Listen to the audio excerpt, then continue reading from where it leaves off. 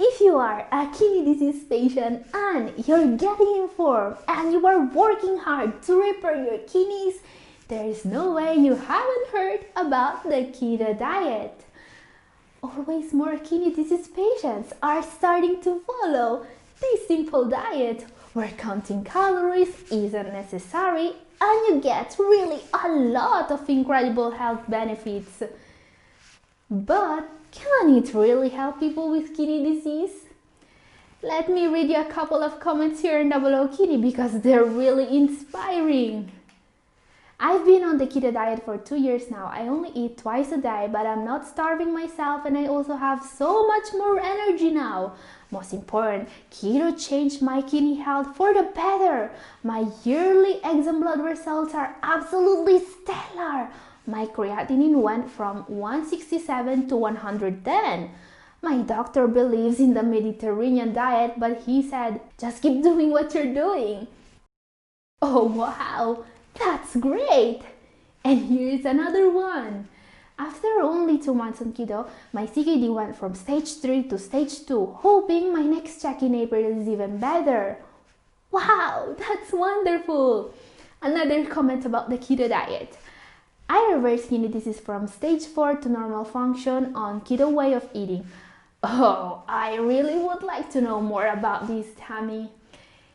And in the meantime, thank you everyone for these very inspiring comments. I really love it when people come here and tell us that this can be done, that reversing kidney disease is possible. My name is Katherine and I've been working with kidney disease patients for 7 years now. I've seen patients getting back their kidney function with an improved diet and lifestyle, and today we'll take a look at a very interesting way of doing this, the keto diet. Now, if you are new here, welcome to our journey together to a better kidney health. Subscribe to Double Kidney and tap the notification bell. And I think that after reading these comments, you may understand more clearly why I'm so hyped about the keto diet. But before ditching all the carbs in your diet and starting the ketosis, watch the whole video because there are a couple of things worth knowing about the keto diet before trying it. There may even be dangers. So, let's answer the fundamental questions about the keto diet, okay? Is the keto diet good for kidney disease patients? Okay, there are a couple of things we should absolutely understand about the keto diet and kidney disease to answer this question. First, keto diet refers to a ketogenic diet, which is a high-fat, medium-protein, low-carb diet. The aim is to get the body in a state of ketosis. It works by depleting your body of its store of sugar, so it will start to break down protein and fat for energy. This is what is called ketosis.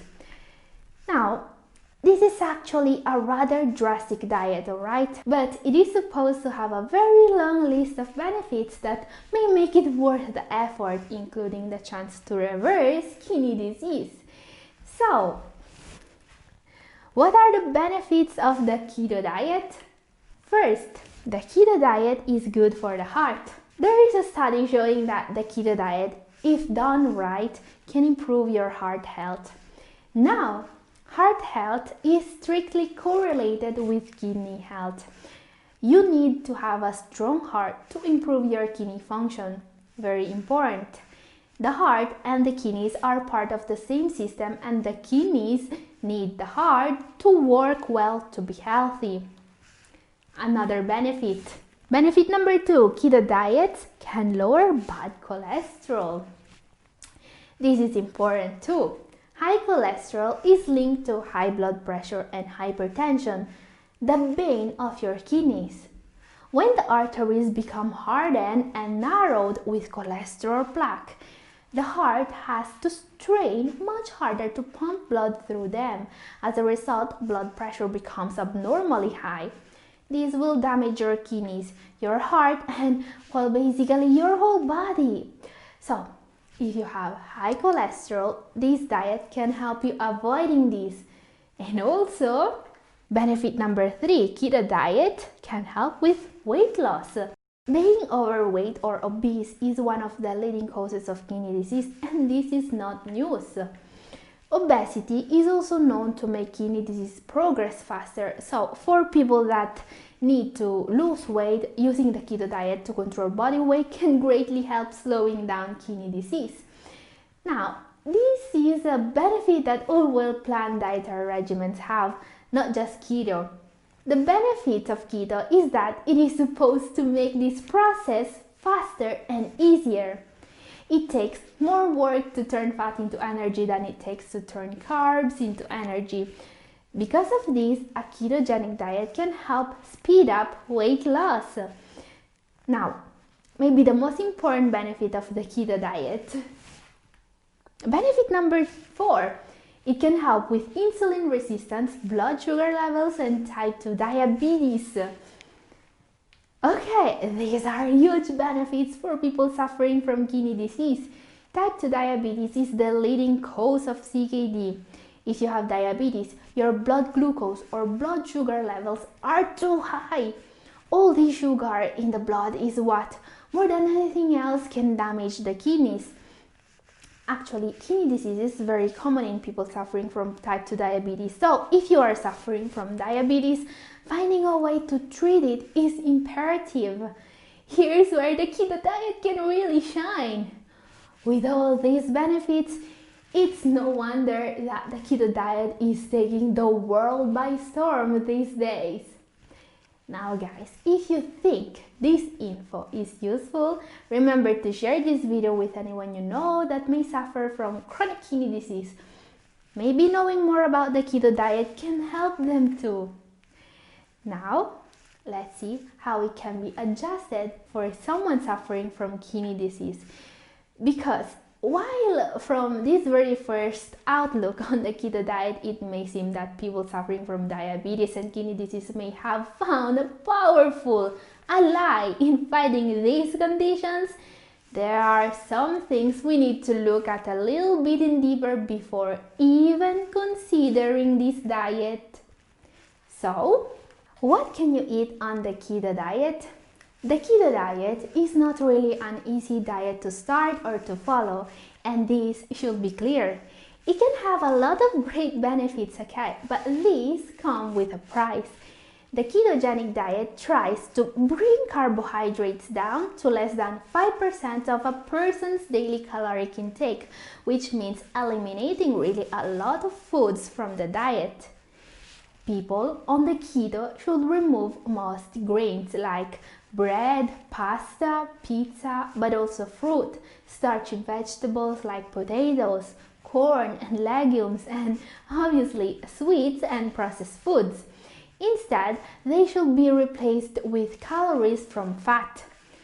What they usually don't tell you about this diet is that this is a very hard goal to achieve. Your body will struggle against a change like this because it was used to get energy from carbs for all its life, alright? So the dietary changes needed to get there are huge. Let's try to understand this with the good old food pyramid. Here, on the left side, you can see a standard food pyramid for the healthy eating, okay? At the base of the standard food pyramid, there are whole grains, fruits, starchy vegetables. All these foods are sources of carbs. So, in a normal healthy diet, this will be where you get most of the calories.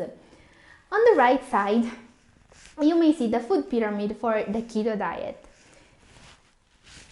There is a big difference here in the big step. Whole grains, fruit and starchy vegetables are totally missing here. They've been replaced with more fats and protein coming from fish and nuts, but also from dairy, eggs and red meat. So this brings us another question. Is the ketogenic diet hard on your kidneys? Now, it's clear that there is already a huge issue here. Protein intake. In a keto diet, you're supposed to get 25% of your caloric intake from protein here, okay? But in a regular renal diet, you will only have to get 10 to 15% of your caloric intake from protein, or even less, because protein is very hard on the kidneys, as you may already know. This quantity of protein can make kidney disease progress faster. Not what we want. So I don't see any respectable dietitian recommending a kidney patient a diet with 25% of protein anytime soon. So if you follow a standard keto diet, it will probably be hard on your kidneys. There is just too much protein, right?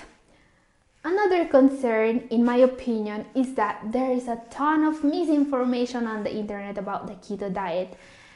I've seen a lot of people talking about it just in order to sell books, supplements, and products. And this is worrisome, since this may make it even harder for people to understand who is right and who is wrong about this subject. So, what does science say about keto diet? What studies are out there that we can really trust?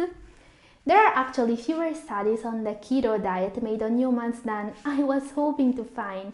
In fact, many of the benefits attributed to the keto diet, the reduced inflammation, lifespan extension, and even the improved recovery after brain damage, have only been confirmed in studies in mice. Why are there so few studies on humans? Well, ketosis is a difficult state to maintain. Avoiding carbs, including fruit, bread, legumes, and the occasional sweet, isn't feasible for many people in the long run. So, without peer-reviewed clinical trials, many of the benefits remain anecdotal. So, yes, a lot of people tried this diet and said they had an improvement in their health and that they felt much better doing it, like the people that have left the comments I have read you before. Now, these are real success stories from real patients, and I absolutely don't want to take away anything from their success, but there is even the chance that all these improvements were at least correlated to eating less processed food, sleeping better, and losing weight, which is not a bad thing at all, don't get me wrong, but can also be obtained without the keto diet. Now, there are studies confirming at least that the diet itself isn't inherently dangerous. But just looking at these numbers, especially getting 25% of daily calories from protein, it is clear for me that if you want to try this diet, you should find a dietitian that can tailor suit it for you. There is no way you're going to improve your kidney function with all this protein. This is why I always tell you that before making a change as big as starting a keto diet, you will really want to talk to your doctor or dietitian. So, let me know what you think about the keto diet, alright? Let me know if you tried it and if you have seen an improvement. And talking about your comments, I have some of your questions from my previous videos to answer. These are not about the keto diet, but are about kidney health in general.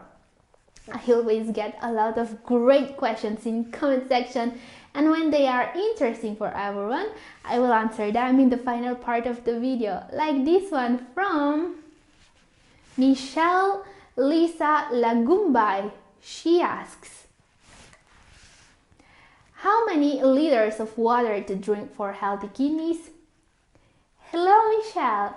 Well, a good rule of thumb will be the 8x8 rule. Basically, you will have to drink 8 glasses of water per day, and each glass should contain 8 ounces of water. 8 ounces corresponds to 250 milliliters, so total will be 2 liters per day.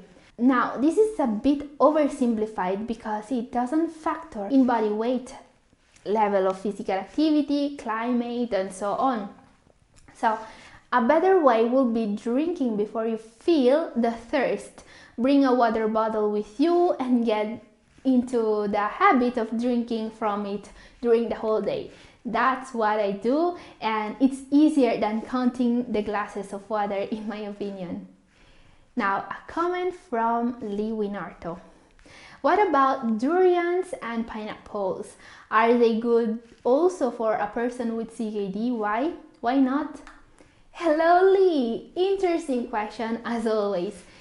Now, pineapples are good and healthy for people with CKD. They're low in potassium and rich in bromelain, an enzyme that helps with digestion. Durians are not safe if you have a potassium restriction. They're richer in potassium than bananas, so avoid them unless you're 100% sure you can eat them. Hope this helps. Another very interesting question, this one from Harry Tanumiharja. This was on my video about anemia. I thought for CKD people with anemia should not drink tea and coffee as they lower iron level. Okay, this is partially true. Coffee doesn't lower iron levels by itself, alright? So you can drink it even if you have anemia. But when you eat foods rich in iron such as legumes, dark leafy greens, seeds, but also red meat, never eat them with coffee or tea, because these beverages can lower iron absorption during that meal. So coffee and tea are okay, but don't drink them during or after meals. Okay, this was the last question for today. I hope my answers will be able to help you, and if you guys have other questions, write them down in the comment section. If they're interesting, I will be answering them in my next video, next Tuesday. This is all for today. Thank you for watching.